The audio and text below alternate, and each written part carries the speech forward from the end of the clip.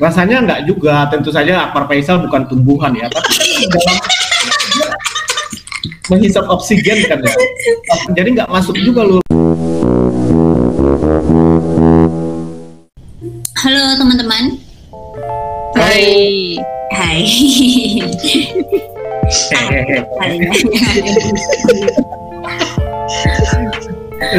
Ya, balik lagi ya di saluran Bergibah Podcast. Perjumpaan itu kunci. Asik. Nah, di kesempatan hari ini kita akan gibahin satu video dari Pak Akbar Faisal, seorang politisi yang sekarang menjadi YouTuber, salah seorang dedengkot di Nagara Institute yang merupakan sebuah lembaga think tank di bidang politik, menyebutkan bahwa mereka di dalam video itu kembali ke alam. Nah, kembali ke alam ya Lur ya. Dalam Yoi, Pak Rocky ada di situ. Oh ya, oke. Nah, dalam video itu sebenarnya mereka ngobrol soal politik, dinasti politik, dan demokrasi. Mereka ngobrol di satu bangunan tanpa dinding, bagus banget sebenarnya ya, yang terletak di tengah-tengah area hijau seperti sawah. Gibahan ini tidak akan mendiskusikan tentang tema politik yang mereka sedang bicarakan, tapi membahas satu frase, yaitu kembali ke alam dengan lebih mendalam. Nah, kita simak kutipannya dulu. Ya. Nah, oh ya, itu Akbar Faisal hostnya ya? Iya. Aku putar ininya ya, kutipannya. Oke. Rocky Gerung. Wah, luar biasa ya Rock ya? ini kejutan nih.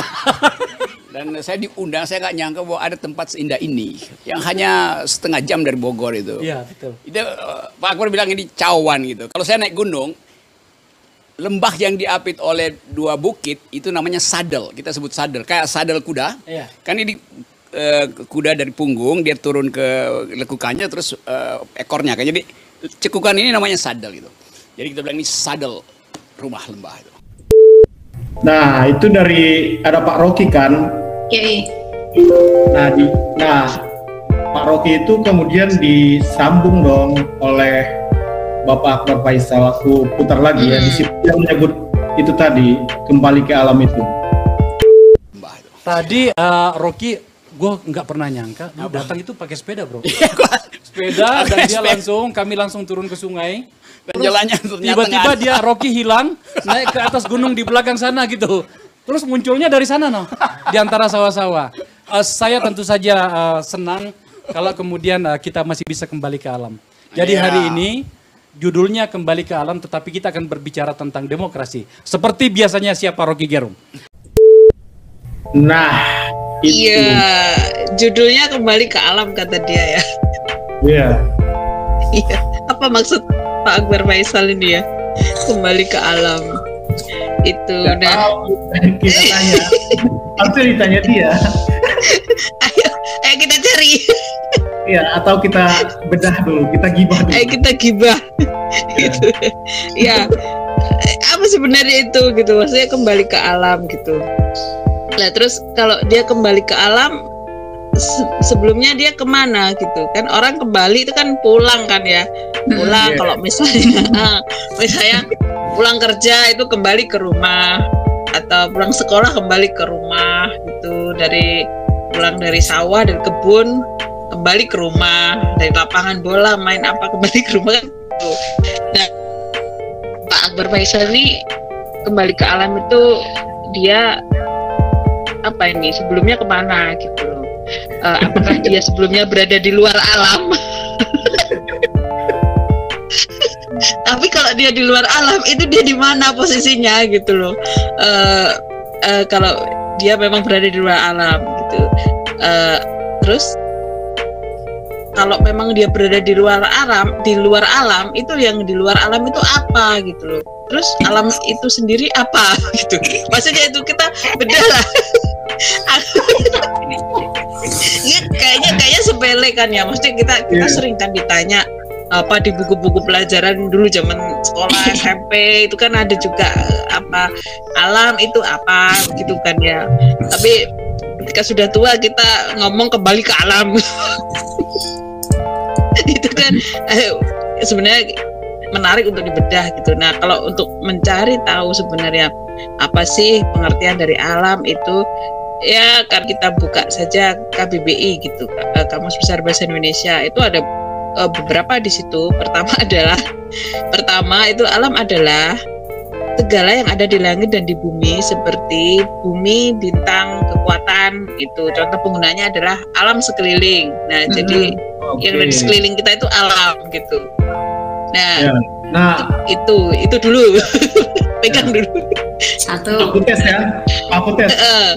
Kalau alam adalah langit, ya segala sesuatu yang ada di langit dan di bumi. Lalu Pak Akbar Faisal ini di mana? Di langit. Kalau dites ke pengertian itu jelas nggak cocok, karena untuk bisa kembali ke alam maka dia harus di luar langit dan bumi kan? Iya, makanya di mana terus? Sementara dia masih di bumi kan ya? Terus ada lagi yang pengertian kedua itu dari KBBI. Alam adalah lingkungan kehidupan. Contoh penggunaannya adalah alam akhirat. Itu pun masih alam. Aku tes lagi pengertian ini ya. Kalau alam sebagai lingkungan kehidupan yang dicontohkan adalah dalam bentuk alam akhirat, rasanya tidak pas juga. Masa sebelumnya Pak Akbar Faisal itu di alam akhirat, atau sekarang kembali ke alam non akhirat kan? Atau kalau kita semua kan dari alam kandungan kan ya. Apalagi Lur KBBI. Terus yang ketiga, alam adalah segala sesuatu yang termasuk dalam satu lingkaran, golongan dan sebagainya, dan dianggap sebagai satu keutuhan. Contoh penggunaannya itu adalah alam pikiran dan alam tumbuh-tumbuhan. Maksudnya alam pikiran gitu. Ya alam pikiran pun masih alam kan? Apakah dia berada di luar alam pikiran?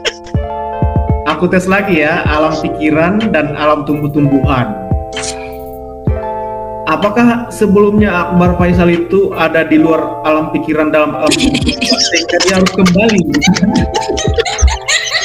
Rasanya kan tidak juga kan, karena apa?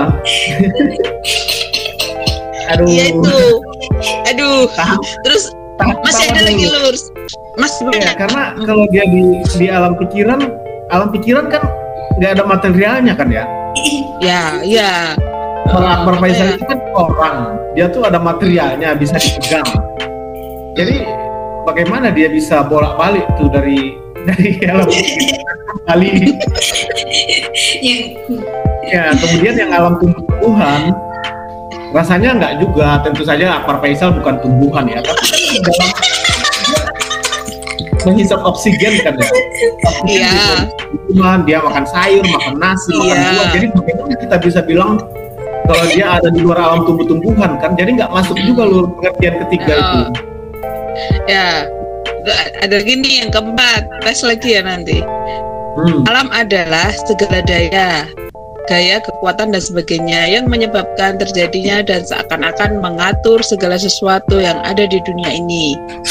Untuk contoh penggunaannya itu hukum alam, ilmu alam, itu. Waduh, ini tambah tidak lagi. Dia kembali sebelumnya ada di hukum alam atau ilmu alam. Aduh, ini nggak masuk Lur, lanjut. Ya, yang kelima itu alam adalah sesuatu yang bukan buatan manusia. Contoh penggunaannya adalah karet alam. Itu. Oke. Coba. Jadi alam adalah sesuatu yang bukan buatan manusia. Contoh penggunaannya karet alam. Kalau ini yang di Tesla, bangunan tempat mereka duduk itu ngobrol kan buatan manusia, sawah-sawah juga hasil olahan manusia kan? Iya. Nah, terus jadi dari mana tempat mereka kembali, dari misalnya dari Jakarta atau Bogor, itu kan buatan manusia juga. Jadi dia kembali kalau dari dimasukkan ke sini bukan alam dong. Iya, itu juga nggak dapat. Terus dia ada. Jadi kalau dibuat kembali ke alam dalam kalimat itu kan maksudnya adalah kembali ke sesuatu yang bukan buatan manusia kan? Dalam pengertian menurut KBBI itu semua tempat mereka duduk, sawah-sawah itu kan ada campur tangan manusia di sana. Lanjut Lur. Ada nih yang keenam, alam adalah dunia. Contoh penggunaannya adalah alam semesta. Aduh, masa sebelumnya dia di luar alam semesta? Makanya harus di alam semesta itu. Lanjut. Ini yang terakhir, alam adalah kerajaan, daerah, negeri. Contoh penggunaannya mungkin alam Minangkabau, mungkin alam mana Jawa, alam mana gitu kan? Iya. Ya, Kalau itu yang, coba.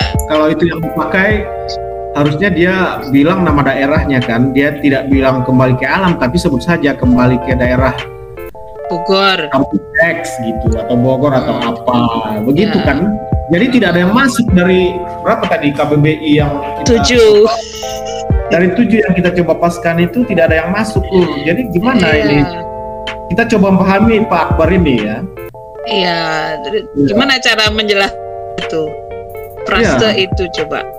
Kelihatannya kan Pak Akbar Faisal ini kan dia kayak pengen membuat pembedaan gitu loh antara pas yang dia hidup sehari-hari dengan situasi saat itu dia pas ngobrol dengan Pak Rocky itu.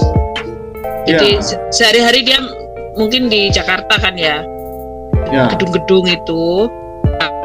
Pas ngobrol itu dia Jakarta mungkin dia hidup dengan rumah gedung, mobil, TV dan sebagainya. Lalu di tempat itu dia hanya ada bangunannya nggak berdinding, kelihatan keluar, ada sawah, gunung kelihatan semua. Itu mungkin yang dia sebut alam. Kemudian yang Jakarta itu dia tidak sebut sebagai alam gitu. Mungkin dia maksudnya itu ya, aku ngerti lah maksudnya. Maksudnya aku bisa memahami itu, cuma cuma jangan begitu Pak. Iya itu kan ya, ya sebenarnya kan yang kayak Pak Akbar ini banyak ya, nggak cuma Pak Akbar sendiri.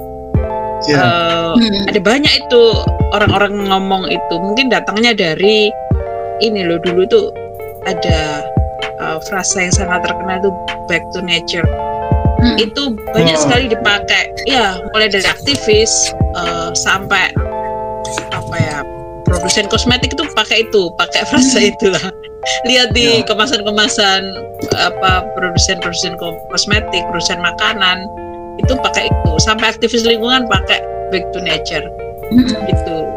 Aku sendiri waktu SMP, mungkin SMA lah, SMA kuliah tuh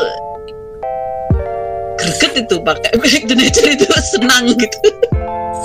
Jadi Mbak Akbar ini nggak sendiri, maksudnya aku juga alumni.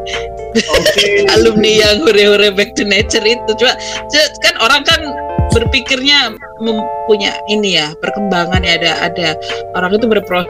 Jadi ketika mikir bahwa benar nggak sih alam dan apa ya, dan bukan alam itu begitu, benar nggak sih kota dan non kota itu dalam posisi dua yang berbeda, maksudnya non kota dianggap alam dan kota dianggap bukan alam, itu benar nggak sih? Kan itu maksudnya cara berpikir seperti itu yang sebenarnya kita perlu mengkritisi ya. Ketika bisa mengkritisi diri sendiri kan oke. Iya. Aku bisa kayak nangkep arahnya kemana nih, atau coba aku ini ya, dalam rangka usaha memahami Pak Akbar Faisal nih. Jadi pertanyaannya, aku pikir sebenarnya di mana posisi manusia dalam cara pandang seperti itu, yang mencoba memposisikan secara berbeda di dua kutub itu tadi, alam dan non alam, kota atau non kota kan? Ya, aku rasa salah satu cara, mungkin salah satu aja. Kita, kalau Pak Akbar punya cara penjelasan yang lain, nanti dia boleh saja jelaskan. Tapi karena tidak dijelaskan kan sepanjang video itu maksud dia apa, jadi kita coba tafsir dia. Menurutku salah satu cara untuk menjelaskan itu adalah dengan mencoba mengulik apa yang sering disebut sebagai cara berpikir Kartesian. Ya, cara berpikir Kartesian ini salah satu poinnya itu dia tuh secara biner atau secara diametral atau membedahkan tadi antara apa yang disebut manusia yang diletakkan terhadap alam secara eksternal, secara berbeda, dan sebaliknya alam adalah eksternal terhadap manusia. Jadi itu manusia dianggap di luar alam. Itu secara implisit, secara substantif ada di situ di pemikiran cara berpikir Kartesian itu. Tapi apakah itu benar kan? Nah, ya, misalnya kalau yang dimaksud alam dalam cara berpikir Kartesian adalah tumbuh-tumbuhan atau air, maka itu salah. Karena itu tadi makan sayur, makan padi dan seterusnya, menghirup oksigen. Ya, dan barangkali sekitar 60% material tubuhnya tuh disusun oleh air. Jadi bagaimana kita bisa membedakan mana air dan mana berpaisal kan? Iya kan. Dia ada dalam satu siklus yang tidak terpisahkan dengan apa yang disebut non manusia itu, yang oleh cara berpikir Kartesian dianggap eksternal terhadap manusia. Di titik ini aku pikir kelemahan cara berpikir Kartesian, gagal dia ketika diuji. Tapi cara berpikir itu bukan datang begitu saja. Cara berpikir memisahkan alam dan manusia itu dibutuhkan itu. Pertanyaannya kan dibutuhkan oleh siapa kan begitu? Ya, dia dibutuhkan karena membangun konsepsi bahwa manusia itu eksternal terhadap alam, membuka jalan bagi manusia untuk bisa mengontrol alam, sesuatu yang di luar dirinya. Setelah dikontrol seperti biasanya kan dipetakan, habis itu dieksploitasi kebutuhan atau barangkali akumulasi manusianya itu yang mengontrol itu. Ada buku yang menyebutkan bahwa ini adalah titik awal dari kapitalisme, yaitu mengandaikan manusia terpisah dari alam. Jadi jadi untuk membuatnya lebih spesifik, yang membutuhkan cara berpikir Kartesian adalah kapitalis dan kapitalisme itu. Itu melebar tadi kemana-mana. Pembedaan alam dan manusia melebar ke kota, pembedaan kota dan desa, yang secara empiris melalui aliran orang barang itu sebenarnya kan kota dan desa terhubung kan. Tapi sebagai bagian dari, kita sebut saja secara cepat-cepat, turunan dari cara berpikir Kartesian itu, pemisahan itu dibutuhkan. Karena dengan dipisahlah maka kota bisa mensubordinasi desa kan. Desa jadi tempat ekstraksi buruh barangkali, buruh murah, kemudian juga sumber daya, tambang dan seterusnya. Sementara kota itu tempat aglomerasi banyak hal, mulai dari orang dan barang. Itu yang terjadi juga dengan relasi alam dan manusia yang diandaikan terpisah tadi kan. Manusia kemudian memetakan, mengontrol dan melakukan akumulasi melalui kontrol dan pemetaannya terhadap alam. Kota juga berlangsung proses seperti itu. Itu yang terjadi saya pikir. Jadi secara diam-diam sebenarnya kepala Pak Akbar Faisal itu ada yang tidur di sana. Yaitu cara karena sudah ada gen itu Kartesian itu kan di dalamnya gitu loh maksudku. Itu sudah karena itu tadi aku bilang dia nggak sendiri gitu. Orang banyak di antara aku termasuk aku itu lahir tuh membawa gen itu tuh, berpikir bahwa aku bukan bagian dari alam gitu. Ya karena itu tadi cara berpikir itu karena dibutuhkan, direproduksi terus menerus kan, sehingga tertanam itu jadi gen itu, sehingga orang itu ya enak-enak aja kasih julukan apa tadi itu sadel, cawan di bagian lembah-lembah itu kan. Enak-enak aja kasih julukan itu loh kan, enak-enak aja ya manusia yang ngasih julukan itu kan bagian Iya. dari kontrol kan, dari kontrol manusia terhadap alam tuh ngasih julukan. Oh itu sadel, oh itu cawan. Lalu nanti bisa aja di bagian lain, oh itu apa namanya lumbung padi, oh itu lumbung apa yang bisa seenak-enak aja itu dikeruk-keruk dengan kasih julukan nama-nama itu loh. Nanti kan Ya. orang udah mengelompok-kelompokkan itu daerah mana yang bisa dikeruk, daerah mana yang enggak, ini dasarnya apa. Jelas. Mungkin apa kalau kita sebut sebagai gen terlalu ekstrim karena gen kan diturunkan secara biologis kan. Ah, Tapi kita mendapat pemahaman itu kan setelah bergaul secara sosial, setelah bisa mengerti bahasa, setelah punya teman, setelah duduk di institusi pendidikan kan. iya, Oke. iya. Jadi dia dikonstruksi secara sosial. Nah, cara berpikir Kartesian itu yang aku pikir membuat istilah kembali ke alam itu keluar dari mulut Pak Akbar Faisal. Cara berpikir itu tidur dalam kepalanya tuh. Kita coba bangunkan itu. Tertanam. Oke, ya. Iya. Semoga terbangun semuanya.